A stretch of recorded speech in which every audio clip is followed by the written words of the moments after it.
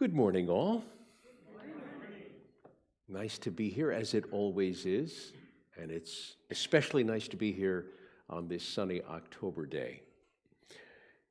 I'm not sure, some of you know my life situation and others may not. So for those of you who are not aware,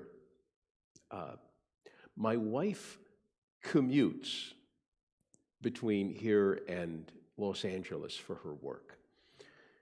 And so sometimes she's there for a very brief time. Sometimes she's there for an extended period. She has work both here and there. And sometimes her work will require her to be there for, say, a month.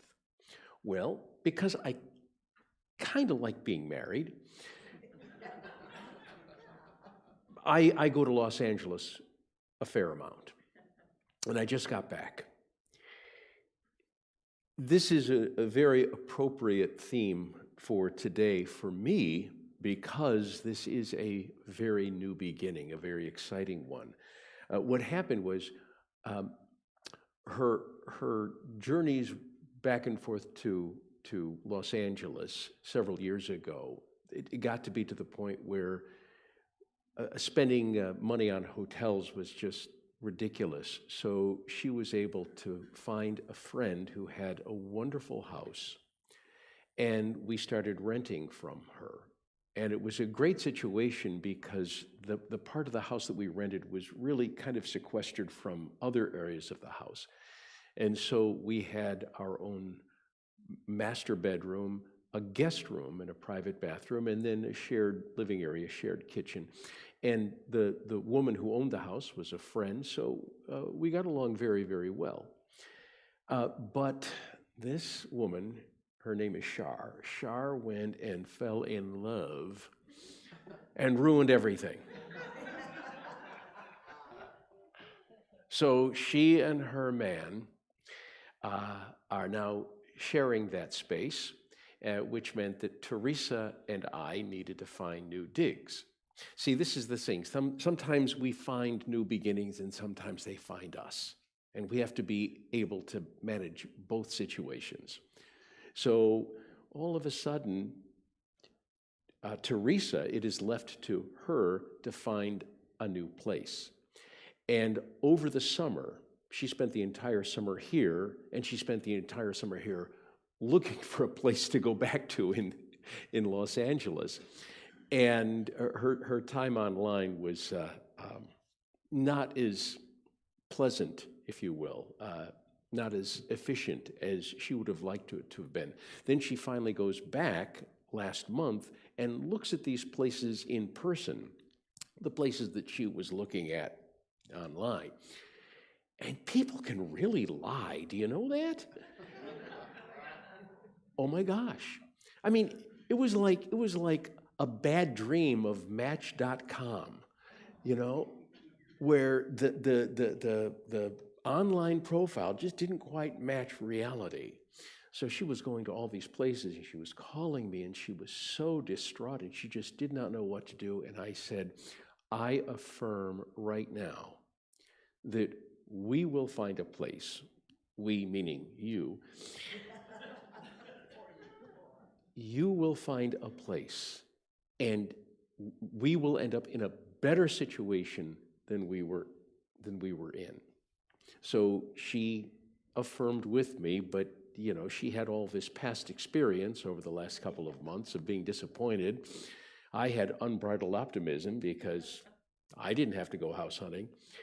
Well, she contacted me one day and she said, I think we've got it.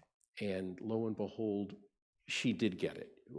We now have just a wonderful, wonderful apartment in a small building, an eight home unit. And so I was there, and gosh darn it, I wasn't able to make it there for the actual move.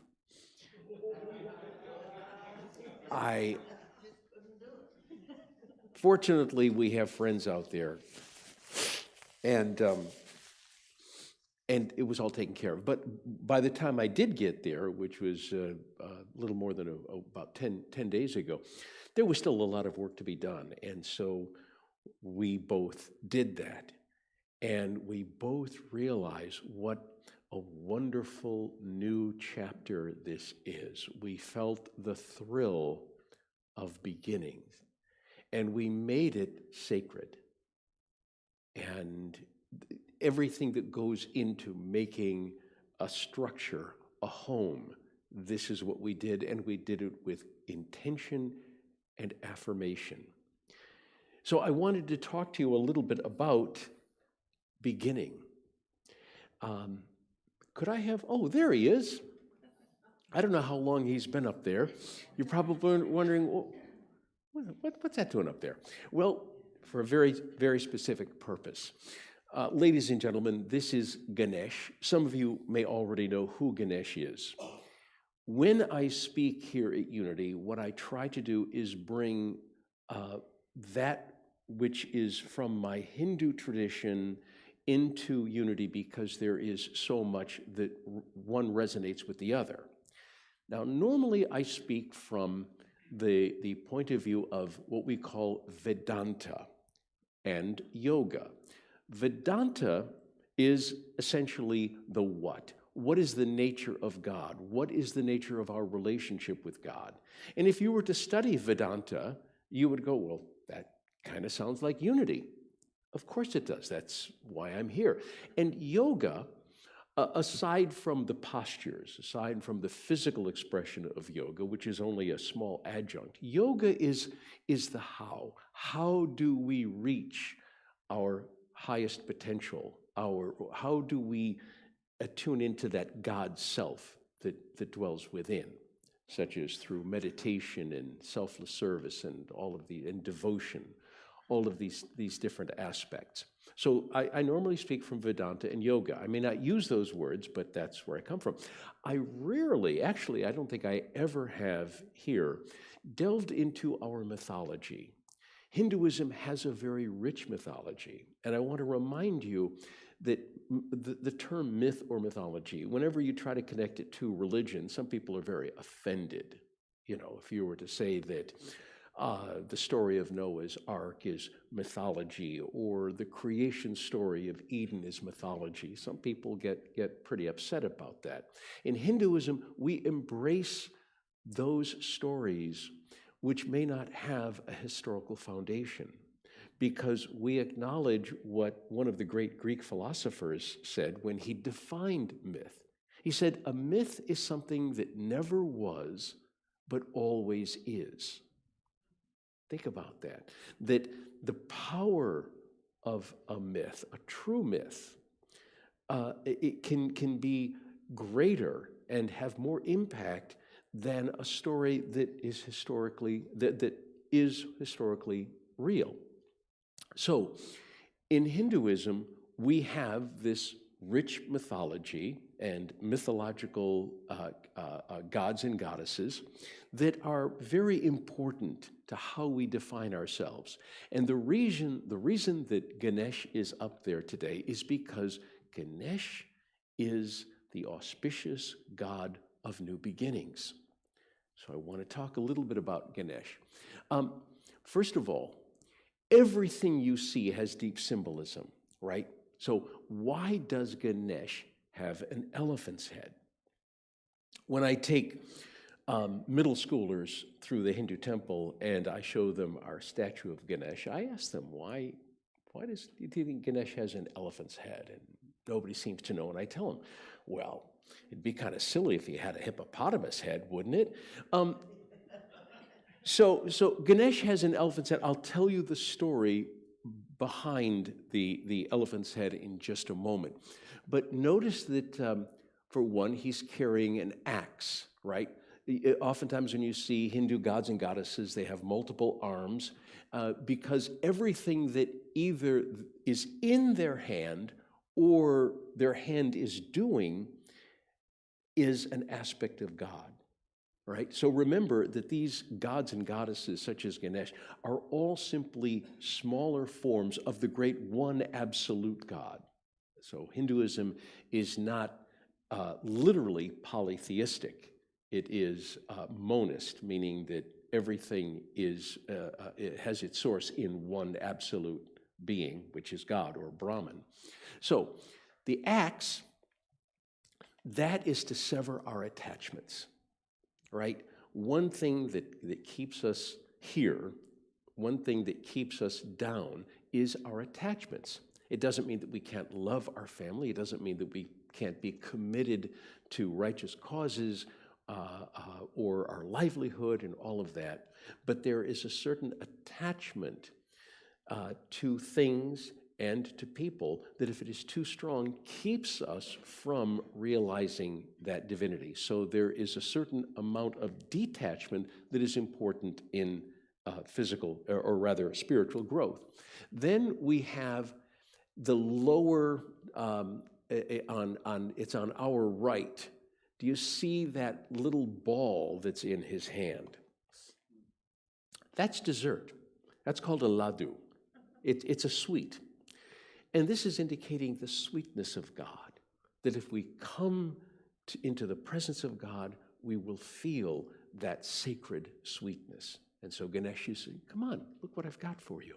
It's sweet, it's good, you'll like it. Then we have in the upper right hand, from our point of view, a lotus.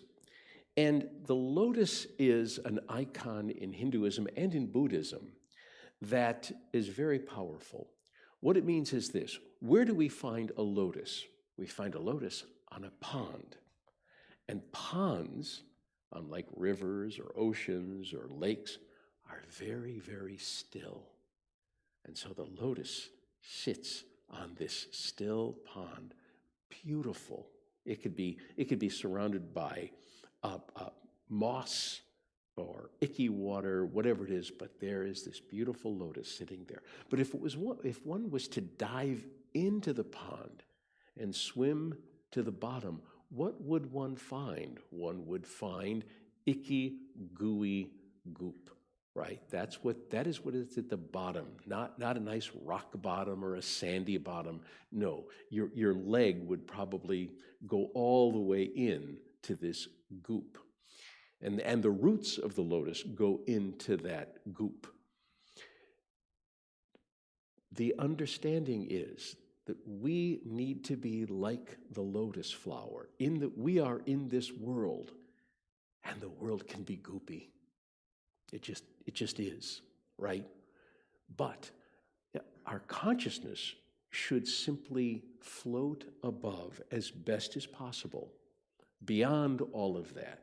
So we're active in the world with all of its struggles and challenges, and yet we strive with the greatest motivation to float our consciousness high and above.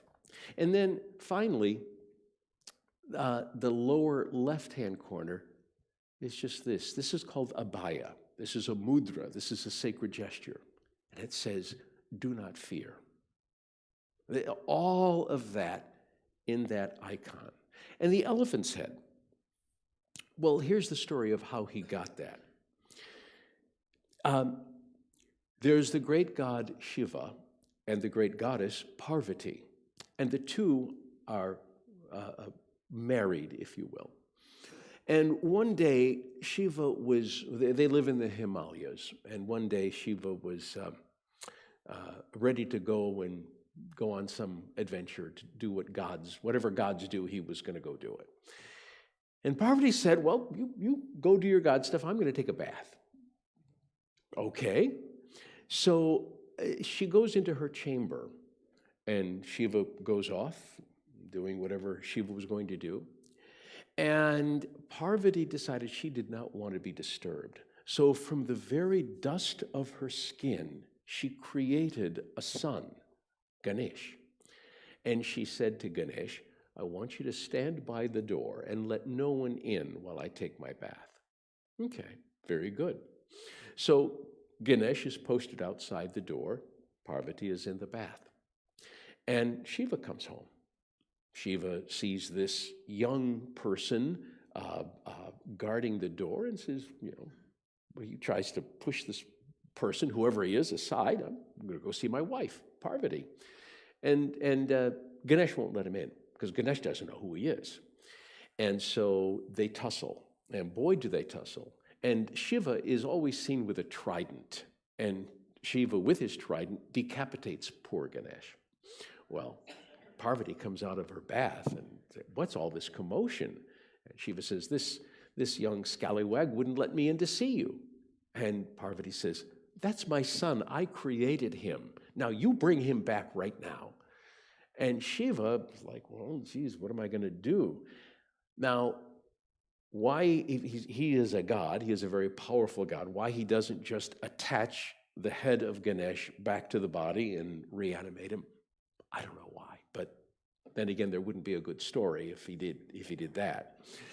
So he goes out into the jungle and he says, the first creature I see, I'm going to borrow that head. Well, the first creature he sees is an elephant. So he attacks the elephant, decapitates the elephant, and brings the head back and places it on Ganesh and reanimates him. So Ganesh is kind of stuck with an elephant's head. Okay, so we know he's not getting any prom date, in a few years. What does all that mean? What does all that mean? It means, and when you're dealing with mythology, you can there are many, many different valid interpretations. But the one that I like, the one that resonates with me the most, is that when we are placed in a new situation, when we are beginning, oftentimes we are met with significant struggles, like my wife trying to find an apartment, trying to find a living situation that will be a step up, not a step down. That was the challenge. So oftentimes we tussle with God. We fight with God. I remember when I was working in Detroit and I got an offer to come here to Grand Rapids, and I did not want to come to Grand Rapids. I really didn't. I was really enjoying my life in Detroit. But I felt that it was a divine call. I felt God was pulling me to Grand Rapids. But just because God was doing it doesn't mean I have to like it. And I was really fighting with him. I mean, I just was standing my ground, and I honestly felt that I lost my free will. I really did. I felt that no matter what, I was going to end up here, and I did, and it was after a significant fight. But when we finally surrender to the process, when we really let go, when Teresa and I affirmed, this is going to happen, just give it to the divine. Doesn't mean that there's no effort involved, of course not. But we're in the effort department, God is in the results department. So if you think about it that way, you can sort of just, well, what's going to happen is going to happen, but I'm going to make every effort to move in that direction. When we do that, our head, if you will, is severed. Our logical thinking head, the materialistic head, is severed, and it is replaced with the head of wisdom, because the elephant symbolizes wisdom, right? If we're speaking in mythological terms, the elephant is seen as an animal of wisdom because the elephant can express empathy, because the elephant never forgets, because the elephant has so many qualities that people such as zoologists and naturalists, when they observe the behavior of elephants, they're very impressed with how human they are. And it's easy to see how thousands of years ago, teachers in India, when they're trying to express the powers of God, they would look to nature. And I could see somebody saying, okay, somebody's asking me, what is God like? Well, see that elephant over there? Okay, it's not all God, but we can talk about the elephant, and we can draw from the elephant some aspects of divinity. This is what Ganesh is. This is the culmination of centuries upon centuries of trying to find aspects of God and nature, and then communicate those aspects to an illiterate people.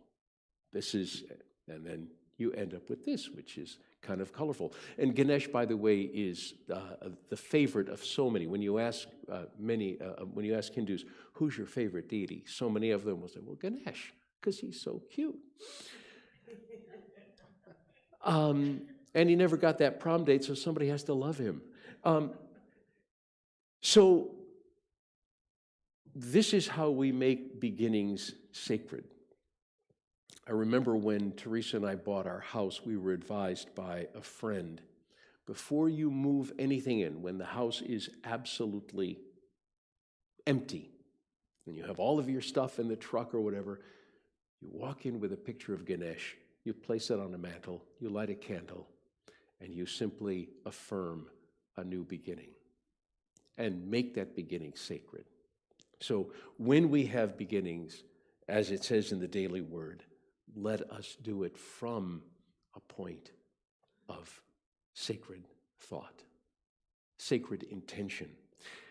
The only other thing I wanted to mention is that sometimes people are too attached to beginnings. Maybe this is why Ganesh has the axe.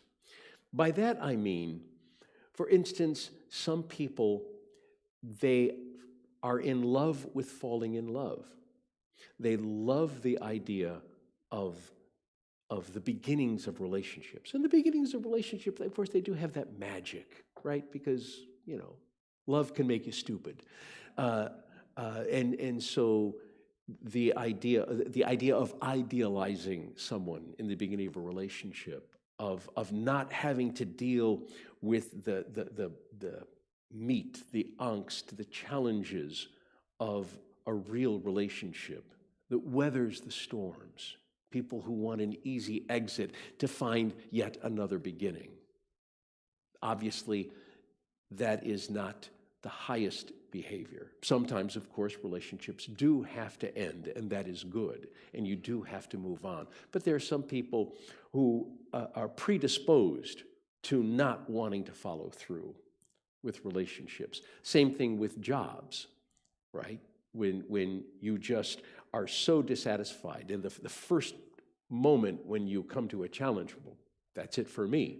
And you talk to somebody who has a record of 12 jobs in 12 years, that doesn't speak highly of them in most cases. Another thing too, on the spiritual path, so many people want to continue to begin and to begin and begin with new paths, as opposed to finding a path that resonates with them and doing the work that is required and being true to that path. Again, in this world of relativity, sometimes one really does need to leave their path because the path no longer resonates with them. They find that the path has broken promises, etc., etc. But we do our very best to attempt to maintain a solid connection.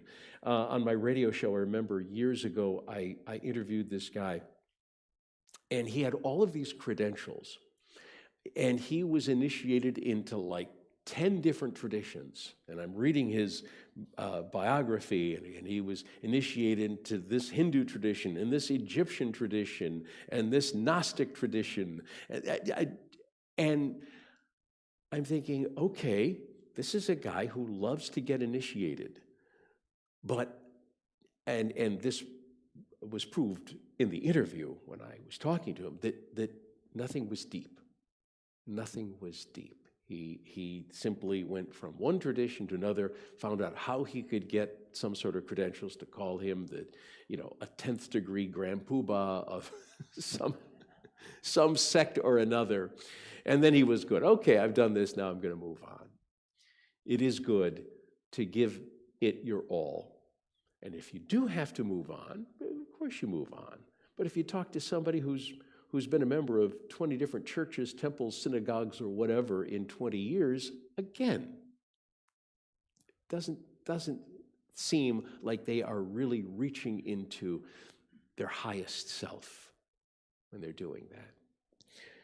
So let us, as the daily words say, trust God, trust the process, trust each other, focus on divine wisdom, divine judgment, and divine love. And let us thank God in whatever form we choose for giving us an opportunity to serve and to allow us new beginnings and joyous outcomes. Namaste.